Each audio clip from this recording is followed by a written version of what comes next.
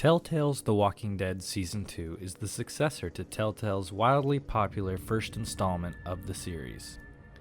Based on the iconic comic book series that was eventually adapted into a popular TV show, it was only a matter of time before The Walking Dead made its way to PC and console gaming. Many fans of The Walking Dead may have initially expected a game concerning waves of the undead to follow the first-person shooter formula seen in the successful Call of Duty game mode. And if not that, some naturally assumed that the Walking Dead game would excel when paired with an open-world sandbox experience similar to the one popularized by games like DayZ that dealt with similar apocalyptic themes. However, Telltale stayed true to their roots, and the first season of this game provided players with an episodic adventure that saw the player experience an already popular IP through a different lens. Telltale was already familiar with the concept of episodic releases, having distributed previous titles in a similar fashion. While the player's time spent as Lee Everett was impactful and masterfully portrayed by voice actor Dave Fennoy, I feel as though the first season receives the majority of the praise when discussing the series as a whole. Today, I will be looking back at Season 2, and more specifically the first episode of said season. An episode tasked with following up on a Season 1 installment that was almost impossible to top. However, Episode 1 of Season 2 did an admirable job of picking up exactly where Season 1 left off, in terms of pacing, character development, and staying true to what made this game great in the first place.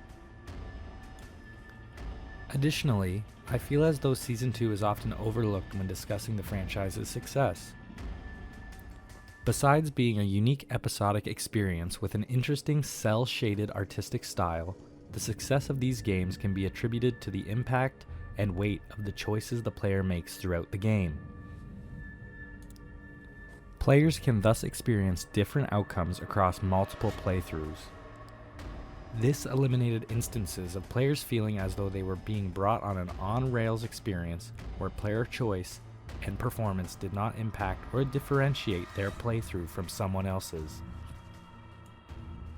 The constant fear of a crucial decision having to be made, accompanied by the game's heads-up display that constantly reminds that your choices, no matter how passive they might be, might substantially impact your group's chances of survival, or even worse, their fates. The first episode of Season 2 is titled All That Remains, and opens with Clementine traveling alongside Season 1 characters Omid and Krista. All original voice actors reprise their roles in Season 2, with Owen Thomas voicing Omid, Mara Juneau voicing Krista, and Melissa Hutchison turning in another incredible performance as Clementine. We are quickly introduced to the fact that Krista and Omid are planning on starting a family as they throw around baby names, while Clementine being offered the chance to share her opinion on the matter. Overall, it seems as though the three are having a relatively positive experience while searching an abandoned gas station. Clementine takes time to get freshened up in a restroom, and it is at this point that things take a turn for the worst. While attempting to retrieve a water bottle that falls underneath a nearby stall, Clementine hears someone enter the restroom. It becomes evident that this is another survivor, and at this point in the apocalypse, it is clear that strangers are to be treated as immediate threats. Sure enough, this survivor grabs the gun that Clementine left on the counter and orders Clementine to exit the stall she had been hiding in. This survivor shows no remorse as she demands that Clementine hand over all that she has. It is at this point that Omid sneakily enters the room in an attempt to disarm the intruder. However, the sound of the door shutting behind him startles the survivor, who quickly turns and fires their gun, ending Omid's life in the process. Krista enters the room quickly, having heard the gunshot that killed her partner. She guns down Omid's murderer without even blinking. This sequence is an incredible representation of how quickly things can take a turn for the worst in a matter of seconds. The world in which this game takes place is an unforgiving one that very rarely takes time to make sense of all the tragedies that occur. In my opinion, this is the exact opening that Season 2 needed, we are quickly reintroduced to familiar characters and given a demonstration of the savagery and heartbreak that the franchise continually offers. Following the events that take place at the gas station, the player is informed of a time jump that suggests that Clementine and Krista have continued to travel north for months with the goal of reaching Wellington, a settlement where they hope to find some form of safety. However, it does not take long to notice that Krista's morale is lacking following the loss of Omid. So much so that she delegates fire duties to Clementine as she storms off in search of resources. In the short time that passes, Krista is confronted by some other survivors that make their intentions very clear. These hostile survivors cause Clementine and Krista to become separated. Walkers are what zombies and the undead are often referred to throughout the Walking Dead's universe. This is consistent across the comics and TV shows upon which the game draws reference. Walkers present a legitimate threat in the game, especially seeing that Clementine is an 11-year-old that lacks the brute strength often exhibited by the protagonists of games that take place in post-apocalyptic settings. That being said, after being separated from Krista, Clementine must fend off several walkers in order to escape the hostile survivors, but it results in Clementine becoming even more separated from Krista. So much so that Clementine is now forced to survive on her own. It is at these points in the game, when Clementine is alone and fending for herself, that the player is confronted with an overwhelming sense of responsibility. Although some of the choices you make and the outcomes that occur because of them are predetermined, as the player, you can't help but feel a guardianship-like connection to Clementine, largely due to the fact that you experience the events of this game through her perspective. Your actions are Clementine's actions, and because of that, the player finds themselves making decisions that appropriately fit the morals commonly associated with the innocence of an 11-year-old girl. This ability to exhibit innocence in a setting filled with evil is the driving force of this game. The hope that there is still good in this world, regardless of the poor circumstances, sees the player making protective choices that at times lead to the shortcomings of others. It is this moral dilemma that presents itself throughout the game that keeps players engaged throughout each episode. After wandering the forest on her own for some time, Clementine comes across a dog. This dog leads you to a campsite that was likely where the dog's owners were once situated. It is instead empty and provides Clementine with an opportunity to scavenge for food. After having to put down another walker nearby, Clementine is able to find food, and upon watching her consume it, the dog's hunger proves to be almost lethal, as it too is starving and pounces on Clementine. After a quick tussle, the dog meets its untimely demise, landing on some sharp camping equipment nearby. The player is then presented with a choice of whether or not to have Clementine put the dog out of its misery. Now, on her own again, Clementine is fading in and out of consciousness and is quickly surrounded by walkers. It is at this point that we are introduced to some new characters. Clementine is saved by Luke and Pete. Luke is voiced by Scott Porter, who has also voiced Marvel's Star-Lord in multiple video game adaptations. Pete is voiced by Brian Summer, who also turns in an excellent performance. The two men appear to have good intentions, until they discover a bite on Clementine's arm given to her by the dog she had recently encountered. Obviously, Pete and Luke confuse this for a bite from a walker, which if you didn't already know causes the virus to spread. Because of this, Pete and Luke feel as though they are dealing with a young girl that is about to turn into a walker, and thus arguments ensue. As Clementine desperately attempts to convince the men otherwise, she loses consciousness.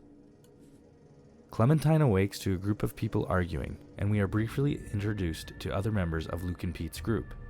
After almost being shot by Pete's trigger-happy nephew Nick, it is decided that Clementine will spend the night in a shed, while the group decides whether or not she is infected and or trustworthy. This obviously doesn't sit well with Clementine, who is made aware that there is a doctor by the name of Carlos amongst the group capable of treating her wound.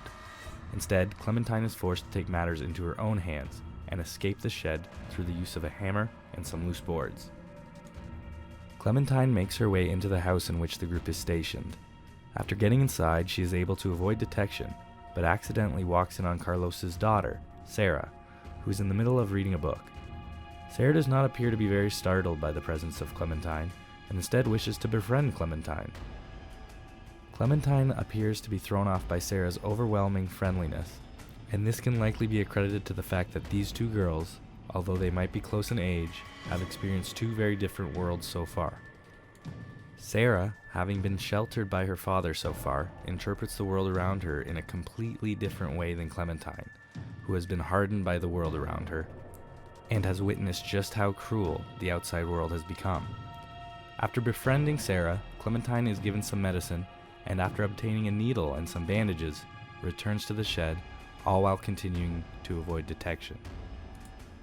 Clementine must then stitch up her own wound in a graphic scene accompanied by prompts that the player must complete in order to allow Clementine to mend her wound.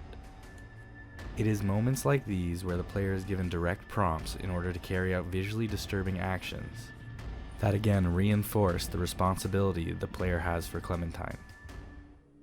Seeing that her character is experiencing some amount of pain and associating said pain with an input that you, the player, are responsible for is another excruciating way of tricking the player into thinking that their actions are directly impacting the well-being of characters throughout the game.